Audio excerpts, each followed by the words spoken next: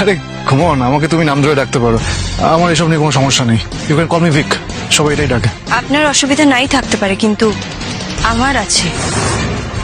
রাহির সাথে রাধিকার হাজবেন্ডের পরিচয় হলে জড়িয়ে ধরে রাহিকে। আচমকা এই ব্যবহারে রাহি রেগে যায়। রাহুল দেখে আর এই দৃশ্য মেনে নিতে পারে না। রাধিকার হাজবেন্ড ভিক্টর ইচ্ছে করে এমনটা করে রাহির সঙ্গে। রাহি ঝটকা মেরে সরিয়ে দিয়ে বলে, এটা কি ধরনের আচরণ, কি ধরনের অসভ্যতামি, কি করছেন আপনি? এগুলো আমার একদম পছন্দ নয়। ভিক্টর বলে, আমি তো জাস্ট হাক করেছি, এটা তো সকলের সাথে করে থাকি ক্যাজুয়ালি। রাধিকা তখন রাহিকে বলে, আমার কথাটা শোনো, তুমি ভুল বুঝছো ওকে।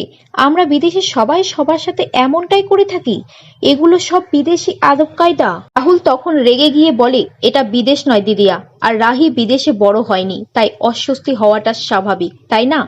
রাহি ভাবে সবাই এই ব্যাপারটা তো ক্যাজুয়াল ভাবেই দেখছে, আমার জানি না ওই লোকটার আচরণ ভালো লাগলো না। পরবর্তী এপিসোডে দেখতে চাইলে একটি লাইক ও সাবস্ক্রাইব করুন।